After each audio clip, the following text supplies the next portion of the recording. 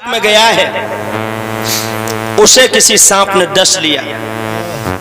जो ये आवाज लगाई भक्तों, उस समय तारा रानी चौका में रोटी कर रही थी। हाथ की रोटी बाकी हाथ में से छूट पड़ी। महाराज पंडित जी से बोली कि मेरा बेटा सांप ने डस लिया, हमें आज्ञा दे दो, नहीं तो मेरा बेटा मर जाए। एकदम से ब्राह्मण कहने लगा, ओरी पगली चल रोटी बना, भोजन बना के तू जा सकती है। भैया उस मैया के दिल पे क्या गुजर रही होगी, जिसका बेटा तड़फ रहा है परदेश में जंगल में। हाय माँ, हाय माँ, आ जाओ, मुझे सांप ने डस लिया माँ, मुझे एक बार अपनी बाहों में ले लो माँ। इधर बेटा को जब होश आता है भक्तों, अपनी मैया की याद करता है। उधर मैया चौका में पहुंची, डर के मारे दोबारा नहीं बोली। रोटी बना रही है लेकिन आत्मा उसकी बही जा रही है बच्चे के पास। बड़ी मुसीबत में भोजन बनाए भक्तों। जो भोजन 30 मिनट में मैया बनाती थी, वो 10 मिनट में बना के तैयार किए। भोजन बना के रख दे और आप ब्राह्मण के पास में पहुंची, महाराज अब आप भोजन कर लीजिए, अब मेरा बेटा मर। एकदम से ब्राह्मण ने कहा, अरे पगली लड़की, तेरा बेटा मरे या जीवित रहे, पहले भगवान को भोग लगा। लौट पड़ी है, रोटी की थाली लेके जा रही है, सिसकती हुई, आंसू बार बार पहुंच रही है कि कहीं थाली में न टपक जाए, भोजन कहीं अशुद्ध न हो जाए। आकर के भगवान के सामने जब गई है, भोग लगा करके और हाथ जोड़ करके बोली, हे प्रभु मेरी रक्षा करो, मेरे बेटे की रक्षा करो। वो आज भगवान का भोग लगा के पहुंची है, हाथ जोड़ के बोली, महाराज चली जा। घर का बालक न हुआ, भावरी हो गई। पंडित इस तरह के बुदबुदा के रह गया। और भैया आज बेटा की याद करके कभी गिर पड़ती है मैया, कभी फिर भागती है, कभी गिर पड़ती है, कभी फिर भागती है। कई पटक दुखिया को रास्ता में लगी और जाकर के बगिया में पहुंची। भक्तों जो बेटा को पड़ो वो देखो, धड़ाम से मैया पछाड़ खा के गिर पड़ी और जो होश आया दोबारा की बाकी पटक बेटा के शरीर पे लगी। बन दोनों बाहों में अपने बेटा को कलेजे से लगा लिया। बेटा एक बार बोल, कहां डस लिया तुझे, कहां डस लिया लाल, एक बार बोल। सोई बेटा को होश आएगा लोगों, और सोई बाने दोनों बाहें मैया की गर्दन में फंसाए ले। मैया ने अपने लाल के ओठों पर ओठ रख दिए। बुदबुदा के रोहित कहने लगा, मैया बहुत देर लगा दी तुमने, क्यों रो रही है माँ, तब बदन मेरो कस गयो, जब फूल में बिसदर हतो सो मैया मोह को डस गयो। लीनो जन्म सो मरत है यूं धीर दिल में कीजियो, और एक बार पुचकार के मुंह पर प्यार मैया की। एक बार मुझे छाती से लगा लो माँ, मेरे पूरे शरीर में जहर फैल गया, मेरी जीभ टूटी जा रही है माँ, माँ। और इतना कह करके आज अपनी माँ को कलेजे से लगा लिया। सोई मैया चीख पड़ी, ओठों पर ओठ धरे कहने लगी, लाल क्या कह रहे हो बेटा, जब दुखिया मैया को किसके सहारे छोड़े जा रहे हो।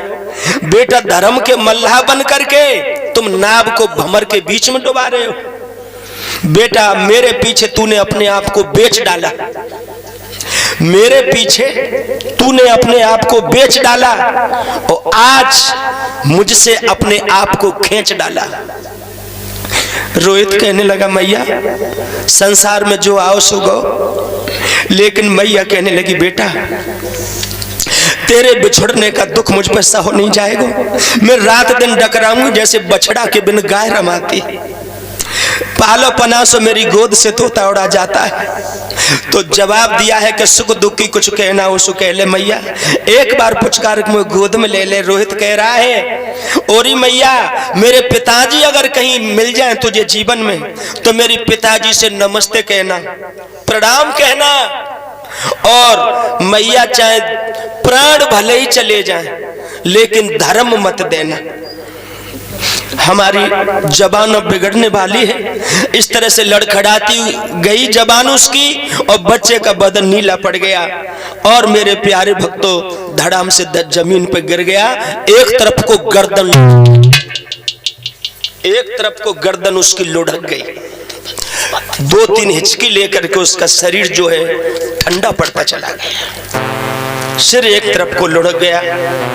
आज लाश के ऊपर रानी तारा जो है बिलख बिलख के रोने लगी। बेटा, कल मेरे आंगन में बड़ा खेल रहा था, बड़ी बातें गड़गड़ के बनाता था। बेटा, जब तेरे पिताजी मुझे मिलेंगे, ये काशी वैसे बहुत बड़ी है, कभी न कभी तो मिल ही जाएंगे, और पूछेंगे कि तारा, रोहित बेटा कहाँ है मेरा, मैंने तेरे साथ में छोड़ा था, तो मैं क्या जवाब दूंगी? ऐसो सोयो दावादार, खबर नाए तो कुतन की। ऐसो सोयो दावादार, खबर नाए तो कुतन की। तो सोयो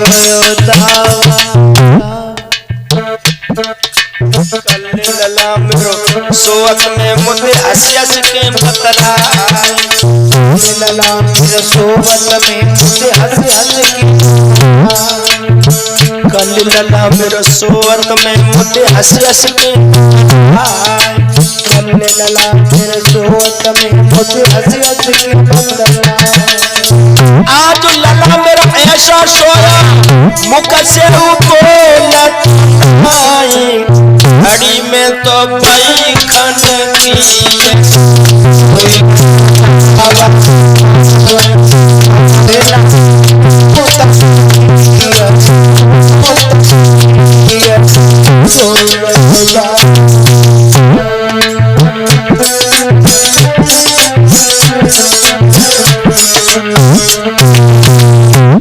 बेटा के जाने का दर्द कैसा होता है, ये दर्द उनसे पूछो जिनकी छाती पे से बेटा जाता है।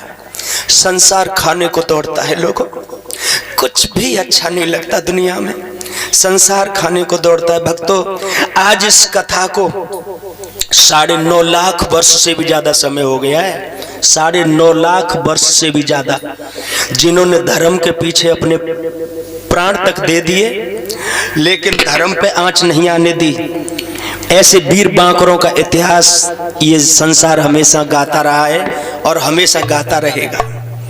जब कथा कहने में ये हालत हो जाती है तो रानी तारा ने उस समय ये कष्ट किस तरह से सहन किया होगा। उस आज वीरान जंगल में अकेली बेटा की लाश पे बिलख रही है, इस तरह से तारा रो रही है। तो एक मालिन आ गई, मालिन कहने लगी, ओरी बहन काहे को पागल